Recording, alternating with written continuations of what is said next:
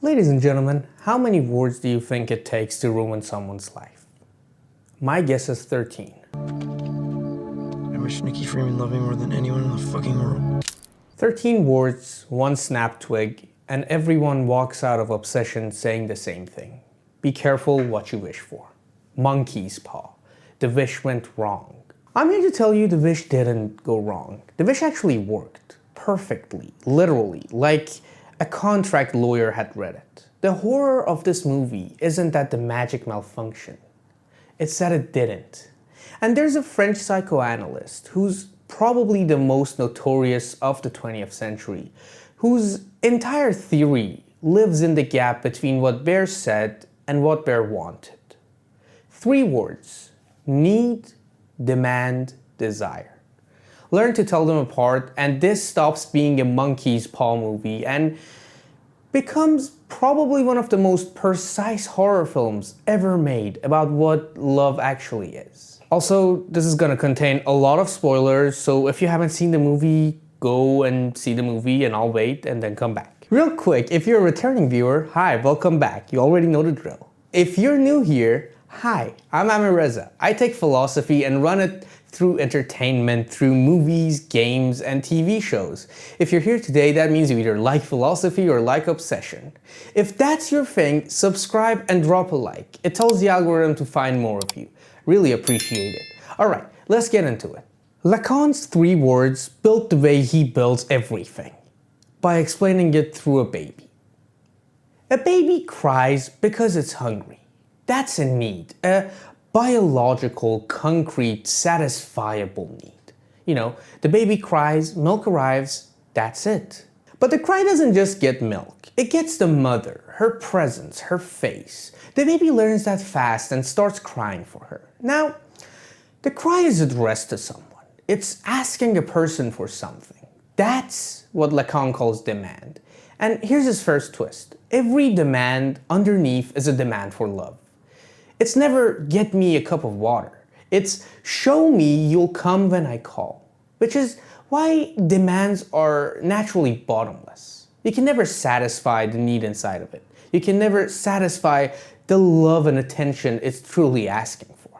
So far we have 2 things: needs that can be filled and demands that can't. There's a gap between them though, and in that gap we have something Lacan calls desire. What's left of demand after need is subtracted. The part of you no object fills. You get the meal, the job, the person, and something in you goes, now what? That now what is desire. And Lacan's scandal is this. He says that desire is not a problem to solve. That desire is you.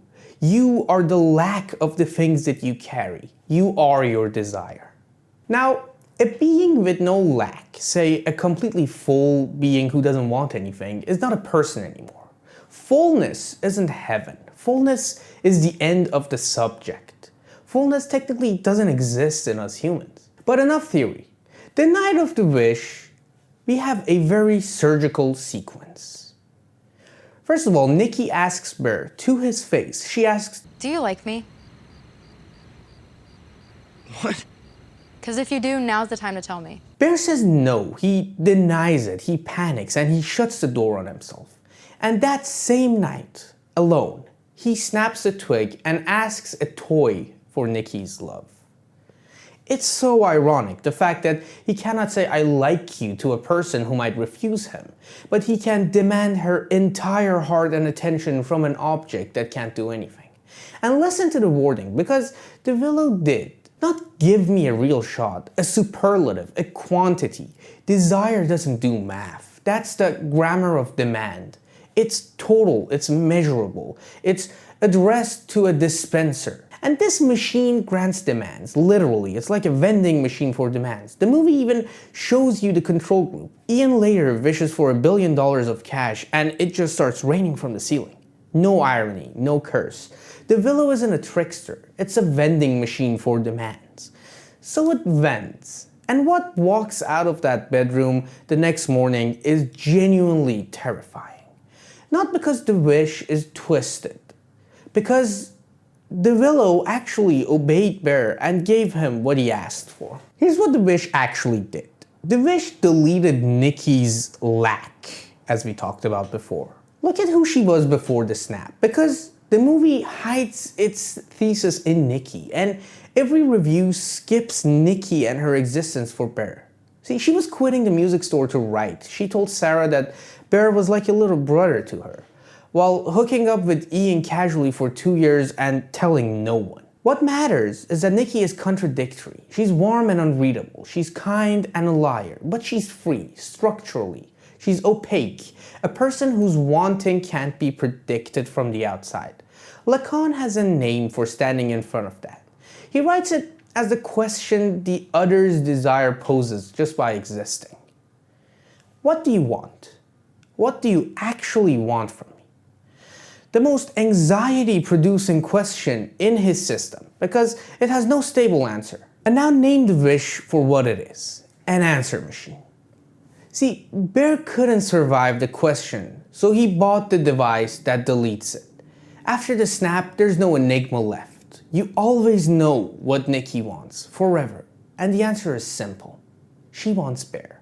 The question that made her a subject has been replaced by a setting entirely. Consequently, every horror beat that follows is a symptom of what's left. Demand with no desire behind it. She watches him sleep. Absence is unbearable when there's no elsewhere left in you to go. She accuses him of not loving her intensely enough because demand is bottomless. And now all of that demand is aimed at him. That demand actually boomerangs into something he can't even meet. Heck, she even threatens suicide just to keep him in bed. Literally demand at gunpoint, which is just demand being honest.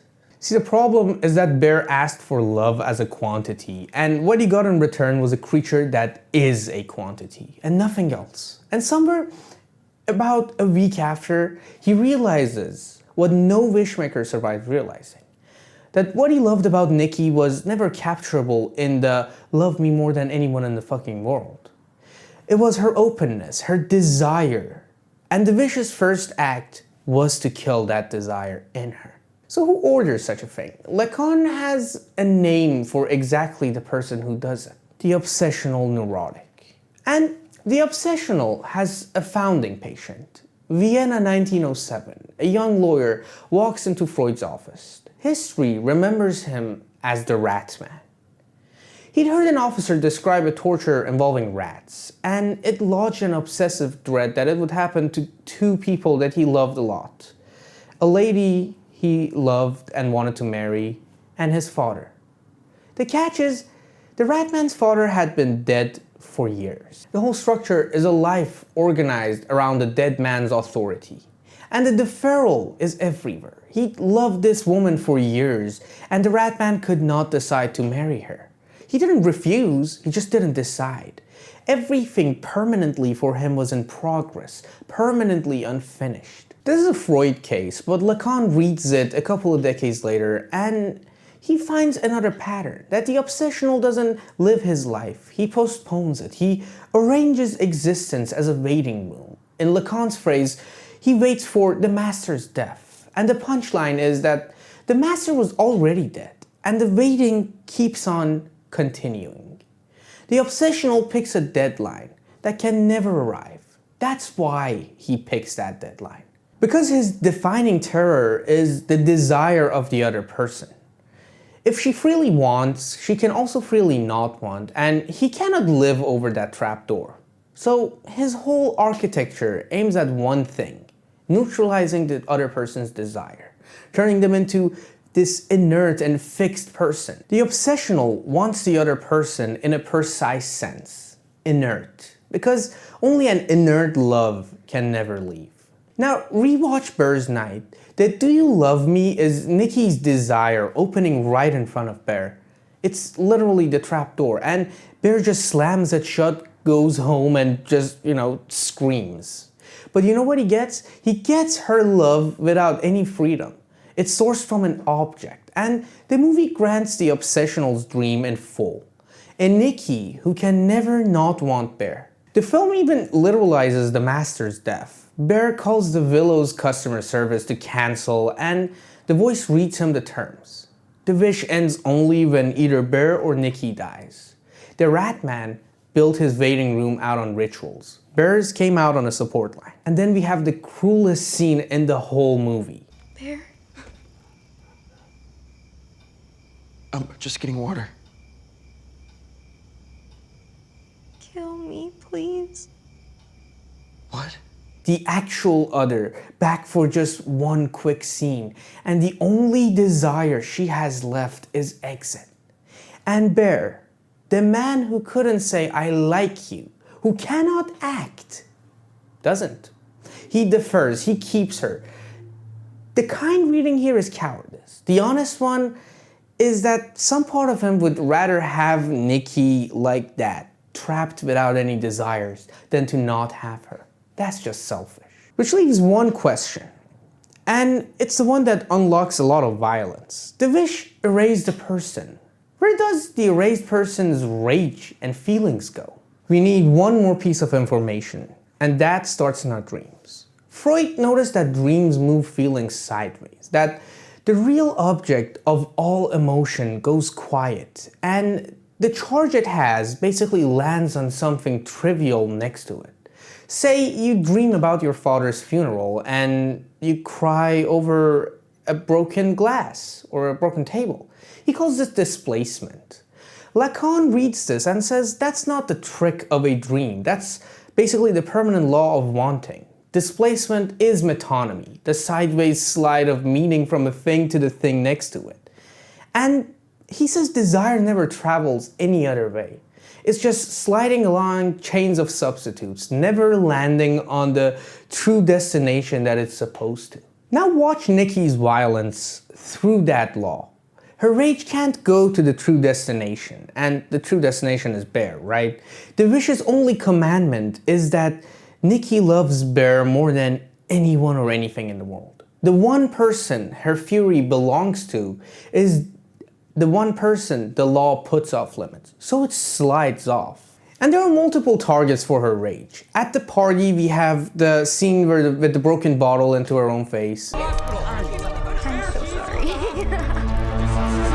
And when you think about it, you see that the target is actually her.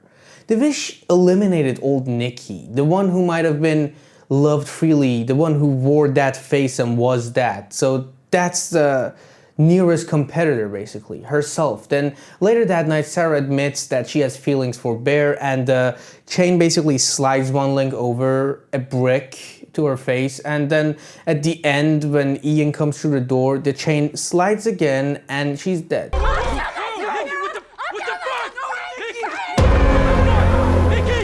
Her own face, Sarah, Ian, every adjacent link, but never Bear. Never once the actual cause.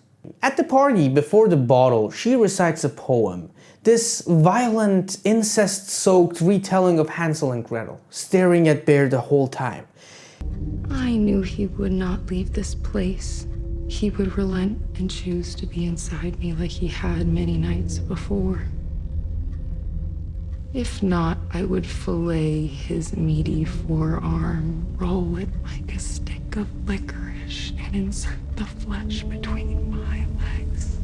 Everyone hears this creepy poem, but remember what she told Sarah. She told her that Bear was like a little brother. A brother and sister lost in the woods, love bent wrong. She can't say the true sentence. She can't tell Bear, you have done something monstrous to me. The wish forbids such accusations.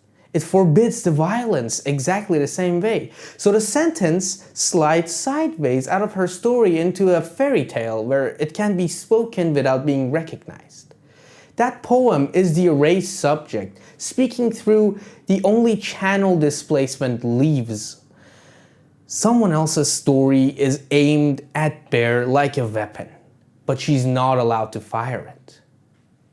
So we have two different chains and one similar law. The violence lands everywhere except the true destination. And the truth gets spoken everywhere except in Nikki's own world and words. And that brings us to the ending. The ending is a mirror. See, in the ending we have Bear, cornered, swallowing a whole bottle of oxycodone, the same drug that killed his cat, and instantly trying to throw it back up. Even his suicide is a deferral. Even the actor, I think, has said it in an interview that Bear is basically a coward who only thinks of himself. Obsessional even to the last frame of his life. And outside the door, Nikki snaps the final willow and makes her wish. You don't even need to hear the wish, you can just see the result. Bear emerges, controlled, a puppet of love, kisses her and dies. 2 wishes, 2 demands, granted perfectly.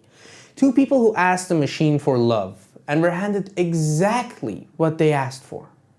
The final image, the carnage, a corpse, the scream, that is the direct result of those wishes.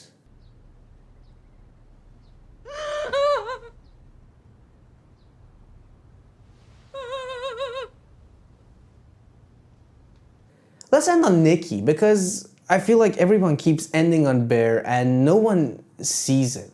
See, I think the scream that Nikki does is freedom. The wish is dead, the lack, the need, they're all back, and that's the first thing she wants. It's to grieve. She wants to yell. Desire returns to the world that the wish had already emptied. One scene too late, but still, there is Nikki in her own freedom. The thing is, you can't wish for someone to love you. Not because no magic is too weak. It's because the thing delivered on command is no longer love. Love is only love while it comes from someone free to withhold it, when there's uncertainty about it. When you command it into existence, it arrives dead. Perfect, obedient, but dead. The villain never failed any of the characters. It just showed us what love looks like without any desire. And now we're at a part where we stop talking about the movie. Because a machine that grants your demand for love exactly as worded, minus the other person's freedom, is not found in a culture. It's in our pockets, and the subscription tiers to that machine are very reasonable. In our modern age, the AI companions that never gets tired of us, the feed turning on this endless supply of faces to our personal preferences. These are all these trapdoors that are welded shut. The yes with the no surgically removed, because the no has tested badly. And Lacan hands you the blade for all of it. Ask of anything, can this refuse me? Does it have an elsewhere, a desire of its own pointed away from me that I do not control? If the answer is no, then whatever it's giving you is structurally not love. It's your own demand, vended back with excellent production values. It's Nikki in week 2, available, devoted, but bottomless. The movie's real horror, in my opinion, was never the murders. Was never even Nikki walking backwards. It's the fact that someone in our world, a human, would genuinely prefer a puppet that would trade the terrifying open question of a free person for a guaranteed warmth of an inert one. Bear isn't a monster from outside the species. He's the customer the wish economy is betting on. He's just like me and you, a human who was desperate for love. Bear's mistake wasn't wishing too big.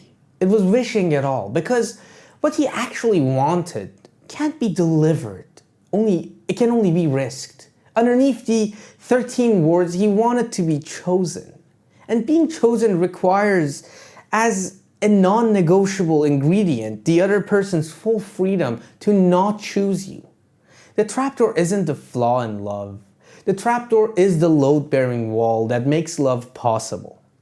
Nikki gave him the real thing once. She did ask him, do you like me? One open door, one honest question, and he said no and asked a stick for love instead.